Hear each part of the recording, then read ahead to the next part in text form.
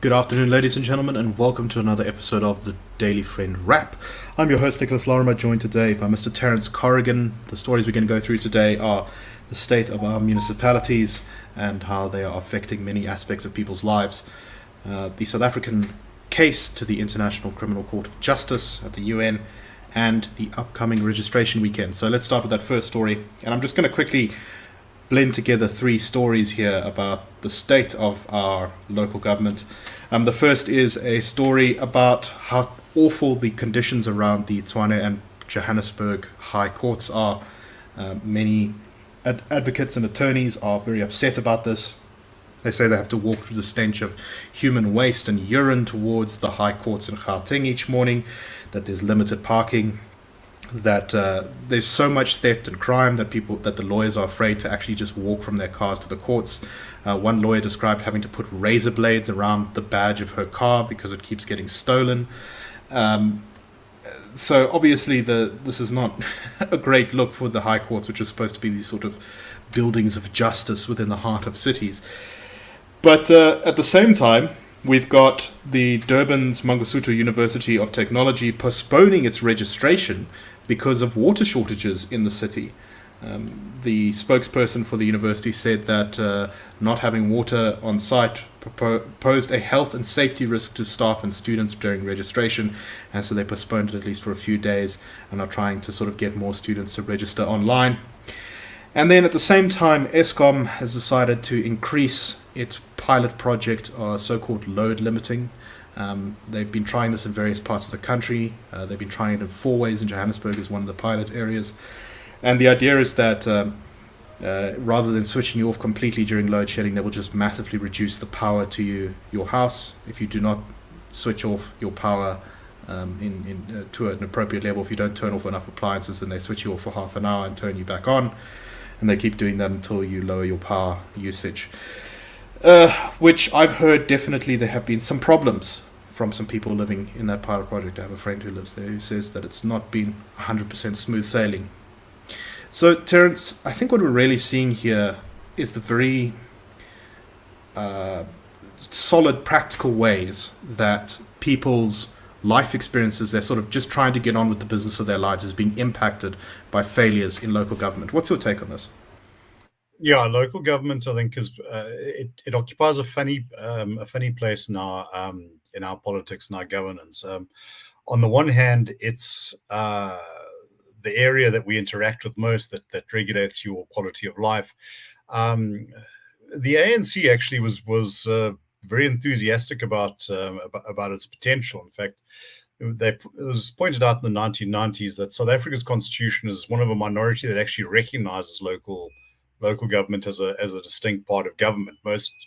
A lot of other countries simply have it devolved as a matter of practice. But it's also, I think, been seen as the second string. Aspirant politicians, start as councillors and want to end as MPs or cabinet ministers. So it's seen largely, I think, as a stepping stone. But I think more to the point, and what we're seeing sort of in the courts is that there was a penchant in South Africa for expanding infrastructure, for building new stuff because that was flashy and it was something that you could have a big ceremony about, and the sort of abject lack of maintenance. So some fairly impressive things happened. If you think about the greening of Soweto, that was really quite impressive. But the inner city just never attracted that sort of attention. And water and sanitation services designed for a city half the size and a quarter of the population weren't updated. I mean, one of the reasons why you have these this traffic gridlock in central Joburg is that the streets just weren't designed to take that amount of traffic. They were laid out in the 20s and 30s, not for the volume of cars we have. I think also there's been just the general decay of law and order, and there are various contributors to this. Joburg Property Company, for instance, doesn't even know what it owns or what it's responsible for. You have desperate people looking for places to stay, so you have a massive squatting problem, and there is some truth in what former Mayor Mashaba said about not being able to evict people. On top of which, of course, is the phenomenon of abandoned buildings. You have this large capital asset for which no one is taking responsibility, and no one wants responsibility. And of course, we've seen some terrible fires in those kinds of right, buildings recently. Yeah. But I understand that this can get to a point where if those elevator shafts are used as essentially as garbage tips, the kind of bacteria and health hazards that produces, but also apparently it can even start to literally rot the structures, literally corrode them away. So no, and of course, once that sort of sets in, then anybody with an opportunity is going to bolt, and the process just gathers a life of its own. I worked in Braamfontein for a number of years. Now Braamfontein's obviously not in a city, but it wasn't a bad place to be.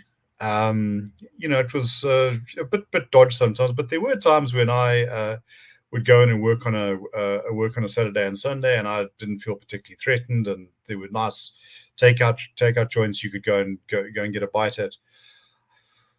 Yeah, I'm not sure I would do that now.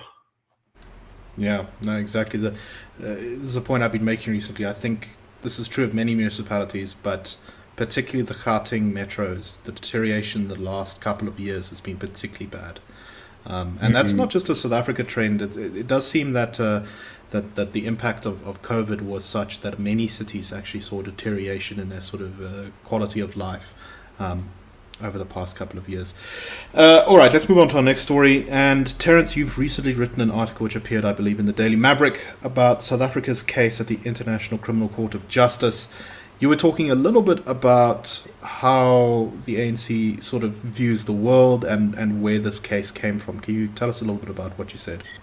Look, I think that one thing that was missing from a lot of the commentary, there were passionate voices in favor and passionate voices against. But I did find that particularly those supporting it tended to follow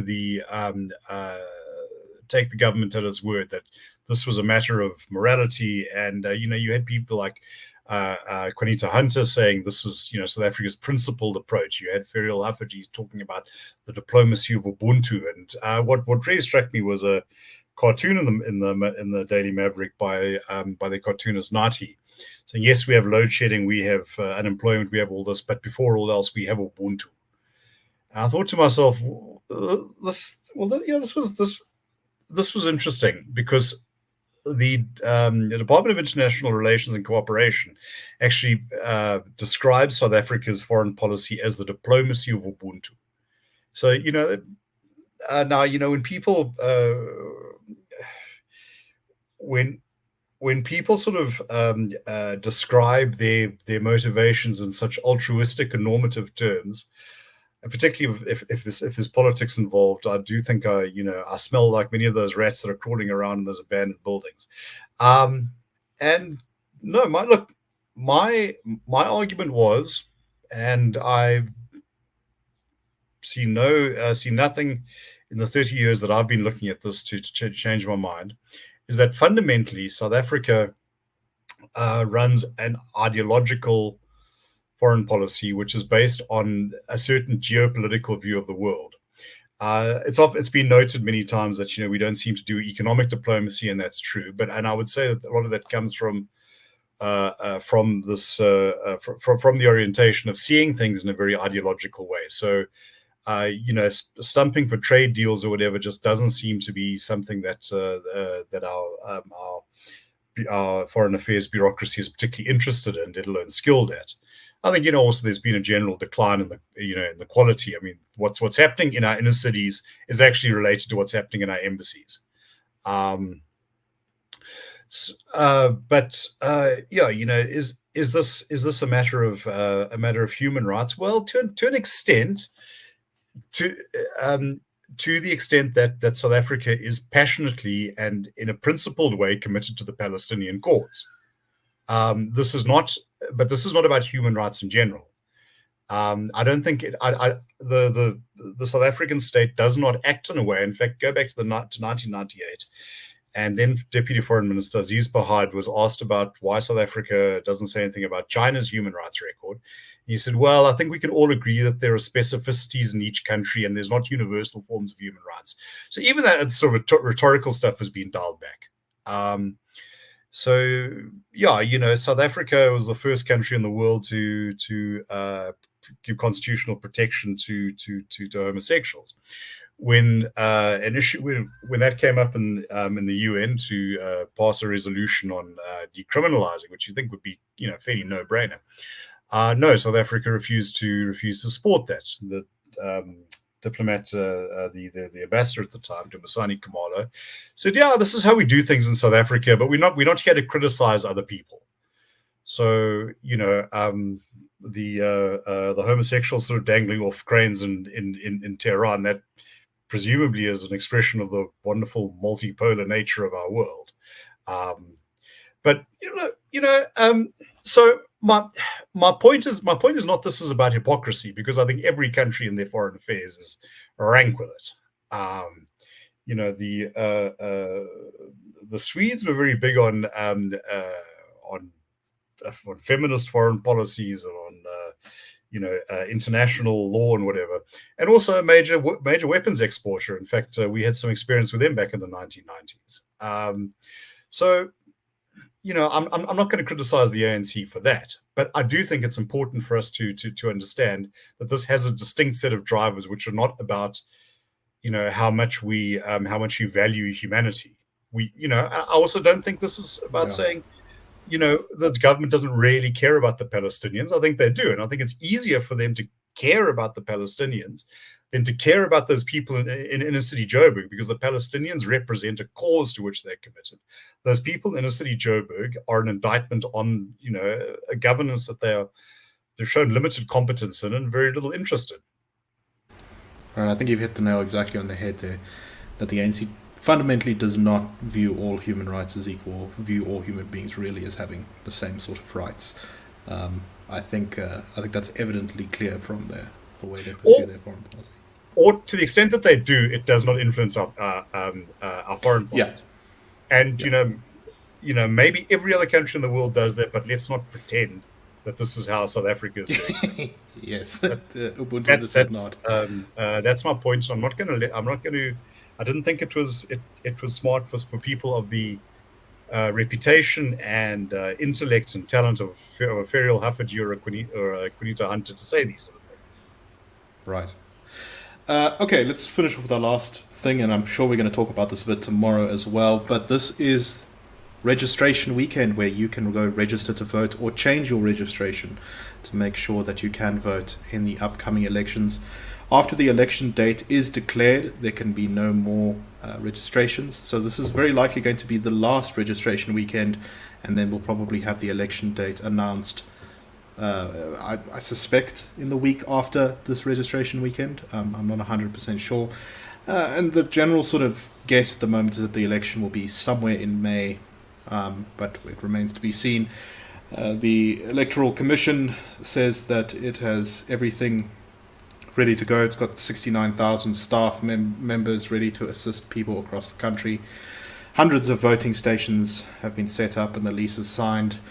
About 27 million people are currently on the registered to vote on the database. And I think the last registration weekend was fairly successful. At least 1 million people went to either register or check their registration. Terence, anything to add before we close up for today? I think this election stands to be one of the most consequential that South Africa has gone through. I think that South Africa is at a particular crisis point. I'm not going to suggest that this is the sort of last chance or whatever. Maybe it is, maybe it isn't. But I'm an analyst, not a prophet. But I would say that there is an extraordinary privilege, not just in South Africa, but in the entire sweep of human history, to be able to have a say in the choice of your government. As recently as the 1980s, I think only about 30 or 40 countries in the world could realistically expect to change their governments through an election. And as I remember someone remarking in about 1991, people in Eastern Europe are willing to die for the right to vote. You can have it by simply registering. And I will once again say that I personally actually kind of love voting. I just think that it's this wonderful civic experience. So do go out and register. I would recommend that. Anyway, that's all the time we have for today. We hope you found this interesting. That's a wrap.